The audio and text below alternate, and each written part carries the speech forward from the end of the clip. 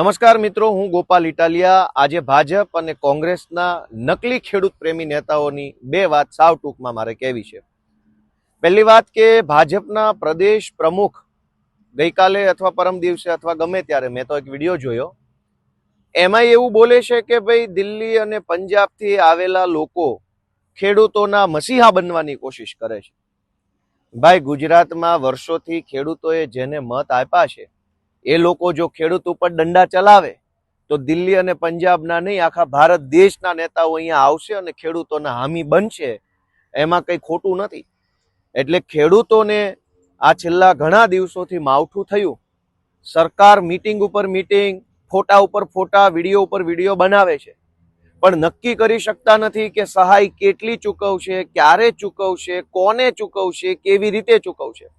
ભાષણો કરવામાં તો ભાજપના પ્રદેશ પ્રમુખ છે એ શુરા છે, મોટો સિંઘમ બનીને ભાષણો તો બહુ કરો છો।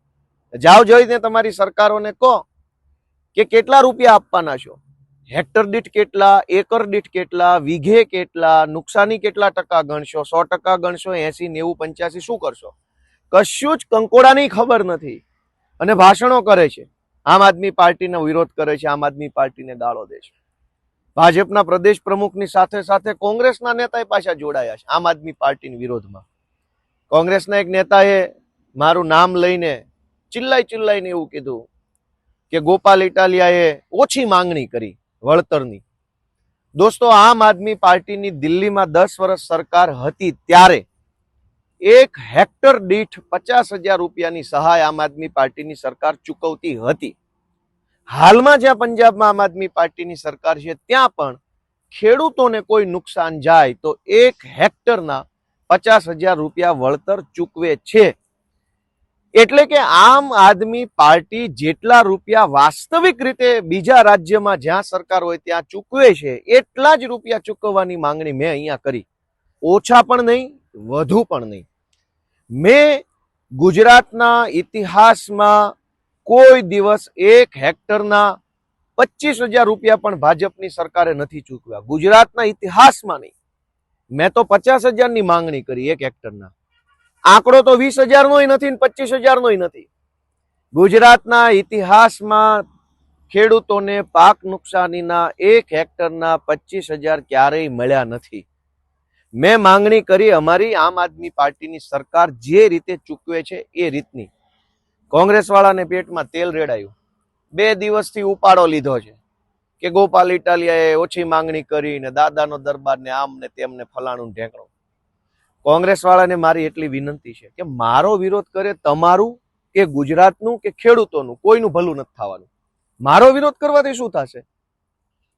અને કોંગ્રેસ વાળાને એટલી વિનંતી છે કે મેં તો અમારી પાર્ટીની સરકાર પંજાબમાં છે ત્યાં જે રીતે ખેડૂતોને મદદ કરે છે એ રીતે મદદ કરવાની માંગણી કરી। જો મારી માંગણી કોંગ્રેસ વાળાને અયોગ્ય લાગતી હોય તો તેલંગાણામાં કે હિમાચલ પ્રદેશમાં કે કર્ણાટકમાં કોંગ્રેસની સરકાર જેટલા રૂપિયા ખેડૂતોને વળતર ચૂકવે છે એટલું વળતર ચૂકવવાની માંગણી તમે કરો ને, મારો વિરોધ શું કામ કરો છો? કોંગ્રેસના નેતા એવું કેમ નથી બોલતા કે કર્ણાટકમાં કોંગ્રેસની સરકાર 1 હેક્ટરના 3 લાખ રૂપિયા ખેડૂતોને ચૂકવે છે તો ગુજરાતની સરકાર પણ 3 લાખ ચૂકવે? કોંગ્રેસના નેતા તેલંગાણાનું નામ કેમ નથી લેતા કે તેલંગાણા કોંગ્રેસની સરકાર 1 હેક્ટરના 4 લાખ રૂપિયા ચૂકવે છે તો ગુજરાતમાં પણ 4 લાખ આપો? કોંગ્રેસ વાળા એવું કેમ નથી બોલતા કે હિમાચલ પ્રદેશની કોંગ્રેસની સરકાર 1 હેક્ટરના 7 લાખ રૂપિયા ચૂકવે છે તો લ્યો 7 લાખ રૂપિયા અમે અહીંયા ચૂકવવાની માંગણી કરીએ? જે રાજ્યમાં કોંગ્રેસની સરકાર છે ત્યાં ખેડૂતોનું શું ભલું કરે છે એ બોલવા જેવું નથી આમની પાસે।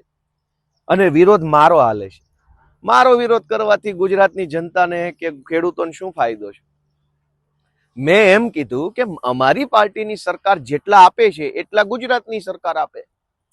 કોંગ્રેસ વાળા એવું કેમ નથી બોલતા કે કર્ણાટક, હિમાચલ પ્રદેશ ને તેલંગાણામાં કોંગ્રેસની સરકાર 1 હેક્ટરે કેટલા રૂપિયા પાક નુકસાની આપે છે?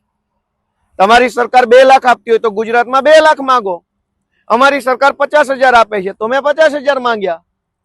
એમાં તો 2 દિવસથી મારા નામનો ઉપાડો લીધો છે કોંગ્રેસ વાળાએ। અને ભાજપ ને કોંગ્રેસ બે ભેગા થઈ ગયા। ભાજપના પ્રદેશ પ્રમુખે મારો વિરોધ કરે, આમ આદમી પાર્ટીનો વિરોધ કરે, કોંગ્રેસ વાળાએ આમ આદમી પાર્ટીનો વિરોધ કરે। દોસ્તો, આ બે એક થઈ ગયા, જોઈ લેજો। બંનેની દુકાન મસ્ત ચાલતી હતી અત્યાર સુધી, શાનદાર ચકાચક દુકાન હાલતી હતી, ભાગીદારી પેઢીમાં કઈ વાંધો નહોતો, બે ભાગીદારોને ભાગ બટાઈમાં વાંધો નહોતો.